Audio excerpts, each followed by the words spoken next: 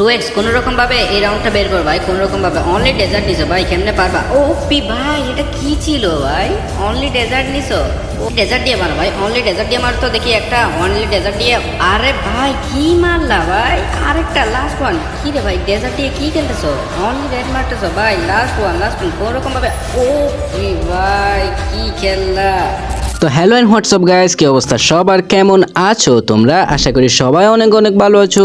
আমিও তোমাদের দোয়া এবং ভালোবাসায় অনেক ভালো আছি। সো গাইস, তোমরা তো জানোই গায়না কিছুদিন পর পরই আপডেট নিয়ে আসে, আর এই আপডেটে আমাদের সেনসিটিভির অবস্থা একদম 12টা বাজিয়ে দেয়। আমি এইটা শিওর যে আপডেটের পর সেনসিটিভির প্রবলেমটা শুধু আমার ফেস করতে হয় না, এই সমস্যাটার সম্মুখীন তোমরা কম বেশি সবাই এই পর্যন্ত হয়েছো। আর এখন টিকটক আর ইউটিউবের মধ্যে ঢুকলে দেখায় যে সবাই সেন্সি সেলার। আমার মতে গেম সেন্সিবিলিটির জন্য কোনো টাকা অপচয় করা একদমই ভালো হবে না। আমার নিজের কিন্তু অলরেডি একটা পারফেক্ট সেন্সি আছে, আর তোমরা যারা চাও নিজের সেন্সিবিলিটি নিজে তৈরি করবা, তারা আমার এই ভিডিওটা দেখতে পারো। এই ভিডিওটার লিংক আমি ডিসক্রিপশন বক্সে দিয়ে দিব। চলো বেশি কথা না বাড়িয়ে আমাদের ভিডিওর মূল টপিকে যাওয়া যাক। শুরুতেই আমি চ্যাট জিটিপির কাছে গেলাম এবং তাকে বললাম, হ্যালো চ্যাট জিটিপি, তুমি আমায় একটা ফ্রি ফায়ার সেন্সি দাও যেটা ব্যবহার করলে আমি সাথে সাথেই প্রো হয়ে যাব। এক কথায় যা মারবো তার মধ্যে 99.9%ই হেডশট পড়বে। এরপর আমি আমার ডিভাইসের নাম লিখে দিলাম আর তার থেকে একটা সেন্সিবিলিটি চাইলাম, আর সে সাথে সাথে আমার ডিভাইস অনুযায়ী একটা সেন্সিবিলিটি দিয়ে দেয়। তো দেরি না করে এটা আমি সাথে সাথে গেমের মধ্যে অ্যাপ্লাই করে দিলাম। সেন্সিবিলিটি ঠিক করলাম, কিন্তু সে আমাকে ফায়ার বাটনের সাইজও সাজেস্ট করে দিয়েছে। সে বলল 47 থেকে 50% এর ভিতরে আমার ফায়ার সাইজটা রাখার জন্য। সবার মতো আমি ট্রেনিং রাউন্ডে গিয়ে তোমাদের সেন্সিবিলিটি টেস্ট করাবো না,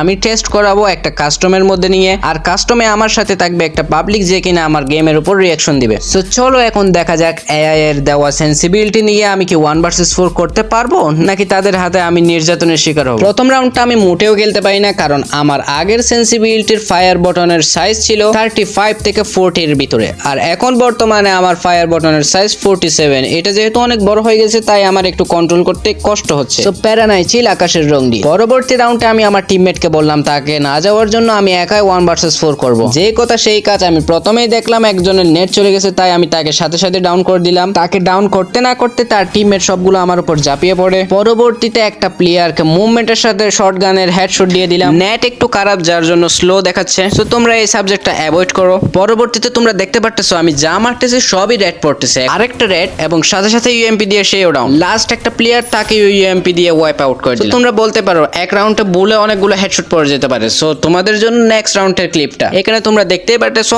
আমি অনলি ডেজার্ট নিয়ে রাউন্ড শুরু করলাম, আর যারা তোমরা আমার শর্ট ভিডিও দেখো তারা সবাই জানো আমি ডেজার্ট ইগলের কি রকম হেডশট গুলো মেরে থাকি। আমার সবচেয়ে পছন্দের গানের মধ্যে ডেজার্ট ইগল থাকবে এক নাম্বার। শুরুতেই একটা প্লেয়ারকে ডেজার্ট ইগলের ওপি লেভেলের হেডশট দিয়ে ডাউন করে দিলাম। প্লেয়ার গুলো বারবার রিভাইভ দিচ্ছে, যার জন্য আমি সাথে সাথে ক্লিয়ার করে দিলাম। আমার সামনে দুইটা প্লেয়ার আছে, অর্থাৎ 1v2 সিচুয়েশন। সো দেখা যাক ডেজার্ট ইগলের সাহায্যে আমি দুইটাকে মেরে ওয়াইপ আউট করতে পারি কিনা। শুরুতে একটা হেডশট, কিন্তু এটাও ফেক ড্যামেজ। মানে কি আর বলবো, নেটওয়ার্কের জন্য আমি আর বাঁচি না। শুরুতে একটা ফেক ড্যামেজ পড়লেও দ্বিতীয় শটে কিন্তু সাথে সাথে তাকে ডাউন করে দিলাম। এখন বুঝলা তো ডেজার্ট ইগল কেন আমার সবচেয়ে প্রিয় গান। আমি ডেজার্ট ইগলের যা মারি সবগুলোই রেড পড়ে যায়। লাস্ট একটা প্লেয়ার আছে, চলো ডেজার্ট ইগলের একটা ওপি লেভেলের ওয়ান ট্যাপ মারি। তোমরা অলরেডি দেখতেই পারলে যে এআই এর দেওয়া সেন্সিবিলিটি কত কাজের। আমি রিকমেন্ড করব এআই এর দেওয়া সেন্সিবিলিটি ইউজ না করে আমার এই ভিডিওটা তোমরা দেখো। এই ভিডিওটা দেখলে তোমরা তোমাদের জন্য একটা পারফেক্ট সেন্সি তোমরা নিজেরাই মেক করতে পারো। আজকের ভিডিওটা এইটুকুই। ভালো লাগলে লাইক, কমেন্ট এন্ড শেয়ার করে পাশে থাকো, আর সাবস্ক্রাইব করতে কিন্তু বলবা না।